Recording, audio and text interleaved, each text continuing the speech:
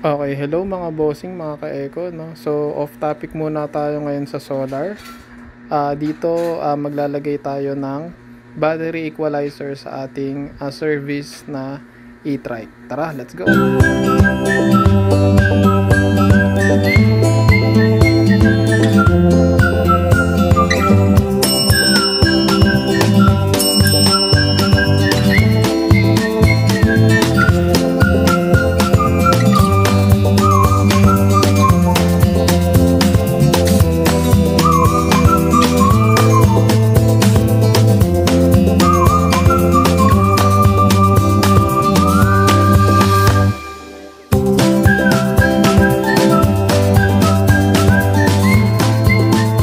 Good day mga ka-eco. Bago tayo magsimula, magkape muna tayo. Tara.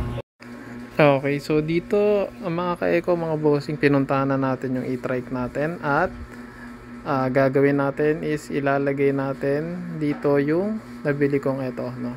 So ito yung battery equalizer ng mga lead acid. Nakita nyo 60 volts yan mga bossing, no? Kasi 5 ang battery ng mga e-trike, no? 60 volts, naka 60 volts kasi itong e-trike ko. So yan, so para magawa natin yon, yan, bubuksan muna yan, tanggalin ko muna yung mga gamit dito. Yan, nagtatanggal muna natin kasi dyan natin ilalagay yung battery equalizer natin mga bossing, mga ka-eco, no? Ayan, daming kalat kasi, kakainis nga. Okay, bago pa nga ako mainis, pinagbabaklas ko na yung mga battery at ita-top balance muna natin. Matapos ko nga may top balance ng sandaling-sandali yan, ay nilagyan ko na ng mga voltmeter para ma-monitor natin bawat isa, no? So nakita natin na almost balance naman na sila, no? Pwede na yan mga bossing, mga ka-eco. So tara, ilagay na natin. At dito nga nilagyan ko na ng mga wire itong battery equalizer natin mga bossing, mga ka-eco. So ganyan lang yan, napakadali, sundan nyo lang yung manual. Sorry mga bossing, wala nga palang manual ito. So yan, tignan nyo na lang dun sa seller na pinagbilihan nyo, no? Meron naman silang instruction dyan. So yan, ganyan lang siya, isang negative and then puro positive na, no? First positive yan, tapos yung next natin na positive, yung susunod na battery.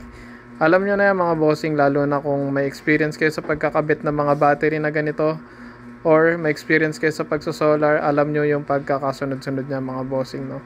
So yan, dito tinuturo pa dito, pasikat ka talaga boy. Ayun, no, tinuturo ko pa isa-isa dyan kung saan mo ilalagay ang mga positive. So yung mga green na yan, lahat yan positive, no? Sa bawat isang battery, lalagyan mo ng positive. Ganun lang kadali ang mga bossing. Then isang negative. Yung negative naman dyan, yung nasa pinakaunahan lang.